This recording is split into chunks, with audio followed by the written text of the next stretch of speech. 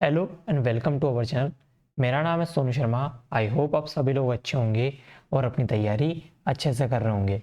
आज अपन करने वाले हैं एसएससी आईएमडी के लिए फिजिक्स वाला पोर्शन कर रहे हैं। प्रीवियस ईयर क्वेश्चन कौन से वाले हैं जिनको आपको सिर्फ रटना ही एक ऑप्शन है। हाँ, कुछ चीज़ें मैं आपको बता दूंगा। धीरे धीरे अपन जैसे जैसे सिलेबस कंप्लीट होगा वैसे वैसे आपको क्वेश्चन में कोई दिक्कत नहीं आएगी। अगर आपने मेरे इससे पहले 3 वीडियो डाले हैं वो नहीं देखे हैं तो वो देख सकते हैं। तीनों के लिंक आपको डिस्क्रिप्शन में मिल जाएंगे और हो सके तो मैं इसकी प्लेलिस्ट बना दूंगा, वहाँ पे आप देखिएगा। ठीक है, फ़ायदा आपको ज़रूर मिलेगा। कोशिश कीजिएगा कि एक बार आप उन सब वीडियो को पूरा पूरा देखें ताकि आपको चीज़ें समझ में आए। और फिजिक्स इतनी आसान नहीं है, ये आप भी जानते हैं और मैं भी जानता हूँ। ठीक है, स्टार्ट करते हैं। कोई 3000 रुपये फीस नहीं है, सिर्फ इस वीडियो और इतनी मेहनत के लिए सिर्फ एक फीस है आपकी, वो है आपका एक लाइक। आप चाहें तो लाइक कर सकते हैं और वीडियो को पसंद आए तो शेयर भी कर सकते हैं। ठीक है, स्टार्ट करते हैं।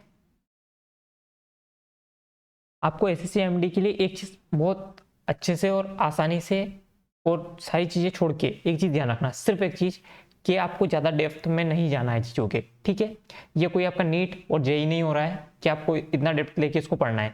ठीक है, नॉर्मल आपको सिर्फ फॉर्मूले पढ़ना है। अगर जैसे कि गॉस की थ्योरम है तो उसमें आपको सिर्फ थ्योरम पढ़ लेना है, मतलब जो आपका एंड आपका होता है वो पढ़ना है। ठीक है, उसके अलावा कुछ भी याद नहीं रखना है। और उसमें जो भी वैल्यूज आती हैं कि किसकी क्या क्या वैल्यू होती है वो याद रखना है, इसके अलावा कुछ भी याद नहीं रखना है। अपने को वहाँ थ्योरम प्रूफ नहीं करना है। ठीक है, स्टार्ट करते हैं। मैं आपको छोटी छोटी चीज़ें बता चलूँ। हाँ, ये आपको बताने वाला था मैं कि ये हैंडबुक अगर आप लोगों ने बाय करना है तो कर सकते हैं, और हो सके तो मैं शाम तक या फिर कल शाम तक ये जो हैंडबुक का पीडीएफ है ये आपको टेलीग्राम पे प्रोवाइड करा दूंगा। टेलीग्राम का लिंक आपको डिस्क्रिप्शन में मिल जाएगा, आप वहाँ से डाउनलोड कर पाएंगे। ठीक है, स्टार्ट करते हैं। छोटी छोटी चीज़ें रिवाइज करवाता रहता हूँ मैं, किसी को याद हो तो। टेम्परेचर यूनिट कन्वर्जन का फॉर्मूला क्या बताया था मैंने? C/100 F-32 बाय 180 और K-273.15 बाय 100 डिग्री। ठीक है, ये आपको याद रखना है, नॉर्मल फॉर्मूला है। एक बार अच्छे से दिमाग में बैठा लीजिए इस चीज़ को। ठीक है, स्टार्ट करते हैं। हाँ, आई होप चीज़ें क्लियर होगी। पेन थोड़ा ठीक नहीं चल रहा था शायद, अब ठीक चल रहा होगा। स्टार्ट करते हैं। नेक्स्ट देखिए, पहला क्वेश्चन आपके सामने है, हिंदी और इंग्लिश दोनों में लिखा हुआ है। आप अच्छे से क्वेश्चन को पढ़िए। प्रीवियस ईयर है आपका, 2080 में जब पेपर हुआ था तब का क्वेश्चन है। 18 में हुआ था या 17 में हुआ था, जब भी हुआ था। ठीक है, हिंदी और इंग्लिश में दोनों में लिखा हुआ है। बताना क्या है आपको और क्वेश्चन क्या है एक बार पढ़ लीजिए आपको। देखिए, इंग्लिश में बताएं तो कोई भी ऑब्जेक्ट है या कोई भी वस्तु है। ठीक है, ऑब्जेक्ट और वस्तु हिंदी और इंग्लिश दोनों में साथ में बात करेंगे अपन।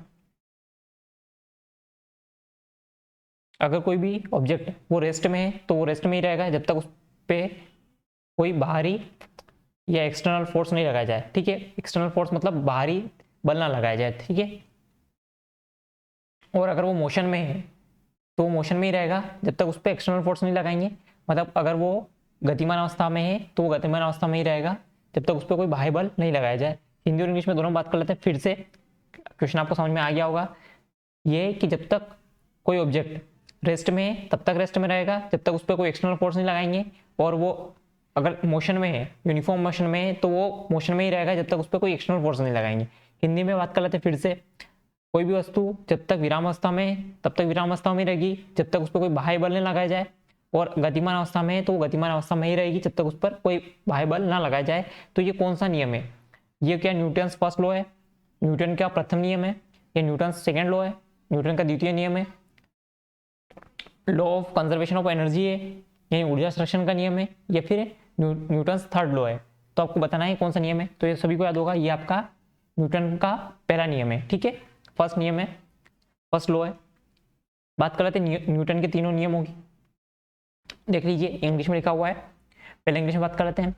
अभी यार बताया मैंने आपको, कोई भी बॉडी या ऑब्जेक्ट तब तक रेस्ट में रहेगा या तब तक मोशन में रहेगा जब तक उस पर कोई एक्सटर्नल फोर्स ना लगाया जाए। ठीक है, हिंदी में बात कर लेते हैं। हिंदी में भी लिखा हुआ है यहाँ पे, हिंदी में थोड़ा गंदा दिख रहा है पर ठीक है। प्रथम नियम है, प्रत्येक पिंड या वस्तु जब तक विराम अवस्था में रहेगी या फिर रेखीय गति अवस्था में रहेगी जब तक उस पर कोई बाहरी बल ना लगाया जाए। सेकंड नियम की बात करें सेकेंड नियम है आपका, the force acting on object is equal to the mass of that object times its acceleration. ठीक है, हिंदी में बात कर लेते हैं वापस से एक बार। इसमें समझाने वाली बात नहीं है, आपको रटना पड़ेगा, इसमें कुछ भी समझाने जैसा नहीं है। और एग्जाम्पल की बात करेंगे तो उसमें आपको मैं चीज़ें बता दूंगा, किसी वस्तु या पिंड की संवेग में परिवर्तन की दर लगाए गए बल के समानुपाती होती है, और संवेग की दिशा वही होती है जो जिस दिशा में बल लगाया जाए। ठीक है, और इसको बोलते हैं F इक्वल ma। तीसरा नियम की बात करें, प्रतिक्रिया के प्रति विपरीत प्रतिक्रिया होती है। नेक्स्ट इंग्लिश में बात करते हैं, for every action there is an equal opposite reaction. ठीक है, ये तो आपको समझ में आ गया होगा। जब तक कोई ऑब्जेक्ट है, बता देता हूँ फिर से, सेकंड थर्ड तीनों रोल के बारे में बात करते हैं अपन। ऑब्जेक्ट है वो तब तक आपका रेस्ट में रहेगा जब तक उस पर कोई बाहर एक्सटर्नल फोर्स नहीं लगेगा, और अगर कोई वस्तु चल रही है या ऑब्जेक्ट चल रहा है तो वो तब तक चलता रहेगा जब तक उस पर कोई एक्सटर्नल फोर्स नहीं लगेगा। ठीक है, ये आपका न्यूटन्स फर्स्ट लॉ बोलता है। सेकेंड लॉ क्या बोलता है आपका, F बराबर ma, ये बोलता है। ठीक है, थर्ड लॉ क्या बोलता है, प्रत्येक क्रिया के प्रति विपरीत प्रतिक्रिया होती है, हिंदी में बोले तो। ठीक है, ऐसा ही कुछ। ठीक है, ये चीज़ें, और आगे चलते हैं। फर्स्ट जो क्वेश्चन है वो कंप्लीट हो गया होगा, तीनों नियम मैंने आपको बता दिए हैं। आपको बताना है, ये तो देखो रटने वाली चीजें। Which of this materials has highest conductivity eight 0 degree Celsius. Hindi में बात करें, 0 डिग्री सेल्सियस पर निम्नलिखित में से किस पदार्थ की चालकता सबसे अधिक होती है, तो बताना है। तो ये आपका जो होता है कि सबसे ज़्यादा जो चालकता होती है किसकी होती है, लोहे की यानी आयरन की होती है। ठीक है, किसकी होती है, आयरन की। अब बात करें तो और क्या बात कर सकते हैं, इसकी जो मैं पूरी है ना आपको टेबल वो दे दूंगा टेलीग्राम पर। अगर आपने टेलीग्राम ज्वाइन नहीं किया है तो आप वहाँ से ज्वाइन कर लीजिएगा, वहाँ पर कोई चीज़ें रटने वाली चीज़ें मैं आपको डालता रहूँगा। ठीक है, हाँ, ये आपका इक्विवेलेंट रेजिस्टेंस निकालना है आपको, इफेक्टिव रेजिस्टेंस निकालना है। कैसे निकालते हैं तो आपने पढ़े होगा, अगर आपने कोई भी एग्जाम दी तो सिंपल सा होता है। इसमें कौन पैरेलल है बता दीजिए पहले तो मुझे, कौन इसके साथ पैरेलल है और कौन इसमें सीरीज में है। देखिए ये दोनों जो है ना, ये आपके सीरीज में है तो ये सीधे जुड़ जाएंगे, ये भी दोनों सीरीज में है तो सीधे जुड़ जाएंगे। निकालना था ना सीरीज में क्या होता है आपको, सीरीज में आप सीधा जो होगा वो R1 प्लस R2 हो जाएगा, और अगर पैरेलल होंगे तो ये क्या हो जाएगा 1/R1 प्लस R2, इस टाइप से कुछ जुड़ेंगे। ठीक है, ये आपको पता होना चाहिए। बात कर लेते हैं जोड़ने की। मैंने बता ही दिया ये दोनों आपके किस में है, सीरीज में। ठीक है, तो यहाँ पे आपका जो R आएगा वो कितना आएगा, 15 प्लस 60 कितना आ रहा है आपका 75। ये आप R1 लिख लीजिए, ये आप R2 लिख लीजिए। 20 प्लस 30 50, डन। अब अपने को निकालना है टोटल रेजिस्टेंस, तो अपन निकालेंगे क्या, ये अब दोनों क्या है सीरीज में है। ठीक है, सॉरी ये तो सीरीज में थे, अब ये है पैरेलल, तो पैरेलल में क्या होगा 1 plus R1 upon 1/R2।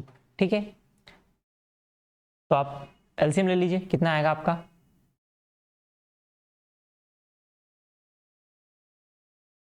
75 upon 1/50, LCM आपका 150 आ जाएगा। ये आपका हो जाएगा 2, ये आपका 3,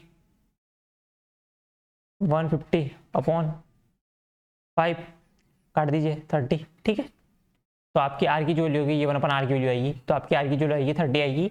ये आपके मेरे अकॉर्डिंग ऑप्शन नंबर 3 इसका आंसर हो जाएगा। ठीक है, मैं एक बार और बता देता हूँ चीज को, आपका जो पैरेलल में होता है यानी समांतर होता है, समांतर और पैरेलल की बात करें, ठीक है, तो क्या होगा आपका जो आर जुड़ेगा मतलब रेजिस्टेंस जुड़ेगा, वो कैसे जुड़ेगा 1/R1 प्लस R2 इस टाइप से। ठीक है, और अगर सीरीज में है, सीरीज में है यानी सीरीज में हिंदी में क्या बोलते हैं श्रेणी में, श्रेणी में है तो ये आपका सीधा जुड़ जाएगा R2 is equal R1, sorry यहाँ पर R1 R2 कर रहे हैं तो यहाँ पे RB कर लीजिए। ठीक है, ये आप RC प्लस RD कर लीजिए, ऐसा कुछ कर लीजिए। ठीक है, ये चीज़ आपको समझ में आना चाहिए और कुछ नहीं है इसके अंदर, सिंपल सा। नेक्स्ट है किसी पिंड का वह गुण जिससे वह प्रत्यारोपित बल को हटाने पर वह अपनी प्रारंभिक आकृति पर आकार में पुनः प्राप्त कर लेता है, इसको क्या बोलते हैं। मतलब क्या होता है, जैसे आप किसी ऑब्जेक्ट के ऊपर फोर्स लगाते हैं, ठीक है, तो वो क्या करता है, वो अपनी ओरिजिनल साइज और शेप में वापस आ जाता है, तो उसको क्या बोलते हैं, ठीक है, उसको इलास्टिसिटी बोलते हैं, प्लास्टिसिटी बोलते हैं, विस्कोसिटी बोलते हैं या रिजिडिटी बोलते हैं, ठीक है, बताइए क्या बोलते हैं। इसको बोलते हैं इलास्टिसिटी, ठीक है, इसको प्रत्यास्थता बोलते हैं। और सबसे ज्यादा इलास्टिसिटी किस में पाई जाती है, ये भी क्वेश्चन पूछा जा सकता है। सबसे ज्यादा इलास्टिसिटी आपका स्टील में होती है, काय में होती है, स्टेनलेस स्टील में, ठीक है, स्टेनलेस स्टील में होती है सबसे ज्यादा इलास्टिसिटी, ठीक है। अगर आपसे पूछा जाए रबड़ और स्टेनलेस स्टील में कौन ज्यादा इलास्टिसिटी है, किसमें ज्यादा है, तो वो आपका हो जाएगा स्टेनलेस स्टील में, ठीक है। और उससे भी ज्यादा पूछा जाए तो किसमें होती है, तो आपका बताइए किसमें होती है, गोल्ड में, ठीक है, किसमें होती है, गोल्ड में। और इससे ज्यादा पूछा जाए, जैसे गोल्ड हो गया आपका यहाँ पे, और सिल्वर, डन, ये आपको याद रखना है। और इससे भी ज्यादा पूछा जाए तो पीटी यानी प्लेटिनम, ठीक है, इस टाइप से आप याद रख सकते हैं। नेक्स्ट क्वेश्चन की बात करेंगे, निम्नलिखित में किसका अपवर्तनांक सबसे अधिक होता है, यानी हाईएस्ट रिफ्रैक्टिव इंडेक्स किसका होता है, तो सभी को पता होगा डायमंड का होता है। कितना होता है कमेंट करके बताएंगे, कितना होता है आप कमेंट करके बताएंगे, ठीक है। और बात करें तो अर्थ पे सबसे हार्डेस्ट क्या है, तो वो आपका है डायमंड, क्या है, डायमंड, ठीक है, याद रखिएगा। और हिंदी में बोले तो सबसे कठोर पदार्थ क्या है, तो वो है आपका डायमंड, ठीक है, ये भी आपको याद रखना है, इंपॉर्टेंट है। ये मैंने आपको कन्वर्ट करके अभी यार मैंने आपको फॉर्मूला बताया था, तो ये प्रीवियस ईयर क्वेश्चन है, ये भी देखिए आप। पीवाईक्यू कितने सारे क्वेश्चन मैंने आपको जो पढ़ा रखे हैं पहले से 2 या 3 टॉपिक से आए हैं, ठीक है। अभी यार बताया था मैंने, क्या बताया था, C/100 स्टार्टिंग में F-32/180 और K-273.15 और आपका 100 डिग्री, ठीक है। तो ये आपका इन दोनों में रिलेशन पूछा था, ठीक है, ये देख लीजिए, इन दोनों में रिलेशन पूछा गया था, सिंपल सा क्वेश्चन था। बार काय की इकाई है, बार इज यूनिट ऑफ, तो ये आपका काय की इकाई है, ये प्रेशर दाब की इकाई है, ठीक है, काय की इकाई है, दाब की इकाई है। बल फोर्स बराबर क्या होता है, ma, बताइएगा इसका ऐसा यूनिट बताइएगा मुझे, ठीक है। लंबाई तो पता है आपको बताना है, ये क्वेश्चन भी प्रीवियस ईयर है, आपको बताना है मिरर फॉर्मूला, मिरर इक्वेशन, ठीक है। मिरर इक्वेशन क्या होती है, कल ही बताया था मैंने आपको, 1/f is equal 1/u plus 1/v। u क्या है और v क्या है और f क्या है, f है आपका फोकल लेंथ, u क्या है आपका ऑब्जेक्ट से दूरी, मतलब ऑब्जेक्ट से डिस्टेंस, और v क्या है आपका इमेज से डिस्टेंस, ठीक है, ये आपको याद होना चाहिए, इंपॉर्टेंट है। नेक्स्ट की बात करें, the fusion reaction of hydrogen has been going on in the sun for कितने साल से, मतलब चल रही है, कौन सी, संलयन अभिक्रिया, यानी फ्यूजन रिएक्शन जो चल रही है सन में, वो कितने टाइम से चल रही है, ये आपको बताना है। तो ये चल रही है कितने, 5 बिलियन या 5 मिलियन, ये चल रही है 5 बिलियन ईयर तक से चल रही है, ठीक है। और इसके अंदर होता क्या क्या है, सन के अंदर क्या होता है, हाइड्रोजन और हीलियम, ठीक है, आपका हाइड्रोजन काय में कन्वर्ट हो रहा है, हीलियम में कन्वर्ट हो रहा है, ठीक है, याद रखिएगा, इंपॉर्टेंट है ये भी। और कुछ शायद यहाँ से ये क्वेश्चन बन सकते हैं, हाँ ठीक है, आगे बात करेंगे। हाउ मेनी आइसोटोप्स, हाइड्रोजन के कितने आइसोटोप्स हैं, ये आपको बताना है। तो हाइड्रोजन के कितने समस्थानिक, हिंदी में बोले तो हाइड्रोजन के 3 समस्थानिक होते हैं, कितने, 3, इंपॉर्टेंट है, उसके बारे में बात करेंगे अपन किसी सेपरेट वीडियो में, पूरा मैं आपको बताऊंगा कि जो होते हैं पोर्टियम, ड्यूटेरियम और टाइटेनियम। टाइटेनियम जो होता है वो आपका रेडियो एक्टिव समस्थानिक होता है, यानी आइसोटोप होता है, ठीक है, ये सब अपन बात करेंगे। नेक्स्ट है, ये तो अभी यार बताया मैंने आपको, the rate of change momentum of body directly proportional to applied force and take place in direction in which force act. तो ये अभी हाल मैंने आपको बताया था, क्या ये नियम मैंने अभी हाल बताया था, कौन सा नियम बताइए, अगर आपने थोड़ा सा भी ध्यान से पढ़ा हुआ, तो ये आपका न्यूटन्स सेकंड लॉ है, ठीक है, न्यूटन्स सेकंड लॉ है, इंपॉर्टेंट याद रखिएगा। हिंदी में बात करें तो हिंदी में पढ़ लेता हूं मैं, किसी पिंड के संवेग में परिवर्तन की दर आरोपित बल के अनुक्रमानुपाती होती है, उसी दिशा में होती है जिस दिशा में बल कार्य करता है। तो ये मैंने अभी आपको हिंदी में बताया था, तो ये आपको याद होना चाहिए। मैंने कहा था आपको कि चीजें रटी हुई होना चाहिए, ये नॉर्मल चीजें, इनका कुछ भी नहीं किया जा सकता।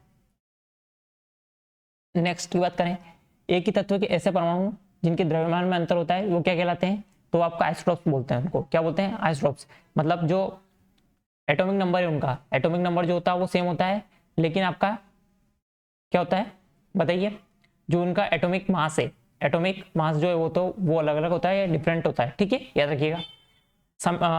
आइसोटोन्स क्या होते हैं, जिनमें न्यूट्रॉन स्वयं होते हैं, ठीक है, समझदारी मैंने आपको बता दिया। बाकी अपन सारी चीजें बात करेंगे। इसको कन्वर्ट करके बताइए मुझे, 212 डिग्री फ़ारेनहाइट को किसके बराबर होगा, ये क्वेश्चन आप खुद से कराइएगा, एक बार लगाइएगा इस क्वेश्चन को। नेक्स्ट है आपका, रदरफोर्ड ने जो अल्फा पार्टिकल वाला अपना एक्सपेरिमेंट किया था, उसमें उसने जो फॉइल है वो यूज की थी, वो काय की फॉइल थी, ये आपको बताना है। मतलब रदरफोर्ड ने अल्फा कणों के प्रकीर्णन का प्रयोग में कणों की पतली पन्नी पर दिष्ट कराया था, मतलब वही उसने जो यूज किया था वो काय का किया था। तो ये जो थी, ये काय की थी, गोल्ड की फॉइल थी, ठीक है, गोल्ड की पन्नी थी, ठीक है, इंपॉर्टेंट है, याद रखिएगा। इसके बारे में पूरा अपन बात करेंगे रदरफोर्ड के बारे में, कि कुछ जो सही बातें बाद में करेंगे तो बहुत बड़ा हो जाएगा। ये अभी हाल मैंने बताया आपको कैसे करना है। देखिए ये आप दोनों आपको दिख रहे होंगे, ये वही आपको इक्विवेलेंट रेजिस्टेंस ज्ञात करना है, ठीक है। तो ये दोनों आपको काय में दिख रहे हैं, ये दोनों है पैरेलल, क्या है पैरेलल, और ये आपका है सीरीज में। तो पहले इन दोनों को निकाल लेते हैं, 15 1/15/60, ठीक है, इन दोनों को जोड़ लीजिए एक बार, कितना आएगा एलसीएम, तो ये आपका आ जाएगा 12, ठीक है। आपका आर आ गया है यहाँ पे ऑलरेडी, R1 मान लीजिए इसको, R1 आ गया आपका 12, और आपका overall R1 + R2 is equal कितना हो जाएगा, 12 + 8 इज इक्वल 20, ठीक है, ये आपका 20 हो गया है, सिंपल, ठीक है। नेक्स्ट है, नेक्स्ट एक बार मैंने आपको कुछ फॉर्मूलाज बताए हैं, मैंने बोला है आपको ये चीजें रटना पड़ेगी, ठीक है। तो इसका कुछ भी नियम नहीं है, कुछ भी नहीं है। किसी तरल में आंशिक या पूर्ण रूप से डूबे पिंड के भार में कमी पिंड द्वारा विस्थापित तरल के भार के तुल्य होती है। यह कथन निम्नलिखित से किसको प्रदर्शित करता है, सीधी सी बात बताता हूं। जैसे कोई भी ऑब्जेक्ट है, अगर उसको किसी फ्लूइड में, ठीक है, किसी फ्लूइड में डाला जाता है, तो वो जो क्या करता है, उस फ्लूइड को डिस्प्लेस करता है, मतलब उस फ्लूइड को जो हटाता है वो वेट किसके बराबर होता है, ठीक है। तो ये नियम किसका है, ये आपका ये रूल जो है किसने दिया था, ये बताना है आपको। तो ये आपका दिया था किसने दिया था, ये आपका आर्किमिडीज का रूल है, ठीक है, आर्किमिडीज प्रिंसिपल, जिसके कारण क्या होता है पता है आपको, शिप वगैरह तैरते हैं, कोई भी जो ऑब्जेक्ट है वो तैर पाता है, ठीक है, ये आपको बताना है। फ़ारेनहाइट जो आपका है ना, फ़ारेनहाइट में मापक्रम में भाप बिंदु बताना है, यानी फ़ारेनहाइट में आपको स्टीम पॉइंट बताना है वाटर का। तो ये आपको पहले बताना चाहिए, सेल्सियस में वाटर कहाँ पे बॉईल होता है, तो आपका 100 डिग्री सेल्सियस पे, ठीक है। अब आपको बताना, मैंने अभी बताया C/100, 2 क्वेश्चन 3 क्वेश्चन आप यहीं से देख लीजिए, खुद ही देख लीजिए। F-32 सिर्फ वैल्यू पुट करना है 180, आप C की वैल्यू दे रखी है 100 डिग्री, मैं यहाँ पुट कर देता हूँ, ये आपका 1 हो गया। बताइए क्या आएगा, यहाँ पे आप मल्टीप्लाई कर देंगे 180 आ जाएगा, F-32 हो जाएगा। अब इसको इधर लेके आ जाइए, 2 1 1 सॉरी ये 2 हो जाएगा 212 डिग्री, ठीक है। ये नॉर्मल सा सोल्व करना है, सिर्फ इसको आपको इधर उठा लाना है और कुछ भी नहीं करना है इसके बाद, ठीक है। ये चीज आपको याद होना चाहिए, इससे 2 से 3 क्वेश्चन आए हुए हैं, इसलिए बता रहा हूं मैं बार बार आपको। निम्न में से किसका जो है वो क्रांतिक कोण सबसे कम होता है, यानी आपका लोएस्ट क्रिटिकल एंगल किसका होता है, तो ये सभी को याद होगा, ही रहेगा, ठीक है। नेक्स्ट क्वेश्चन की बात करेंगे, 0 डिग्री सेल्सियस पर निम्नलिखित में किस पदार्थ की प्रतिरोधकता सबसे अधिक होती है, यानी 0 डिग्री सेल्सियस पे आपका हाईएस्ट रेजिस्टिविटी किसकी होती है, ये आपको बताना है, किस मेटल की सबसे ज्यादा हाईएस्ट रेजिस्टिविटी होती है। तो ये आपको टेबल से रटना पड़ेगी चीजें, तो ये आपका हो जाएगा नाइक्रोम की, ठीक है, किसकी हो जाएगी, नाइक्रोम की। Becquerel is a unit of, काय की यूनिट है बेकुरल, तो बेकुरल आपकी काय की रेडियो एक्टिविटी की यूनिट है, ये देख लीजिए आप, ऑप्शन आपको मिल जाएगा सीधा, इसमें कुछ भी नहीं है। ऊष्मा का ऐसा ही मात्रक बताना है आपको, द ऐसा unit of heat energy is क्या होती है आपकी, होती है जूल, क्या होती है जूल, ठीक है, इंपॉर्टेंट है, याद रखिएगा।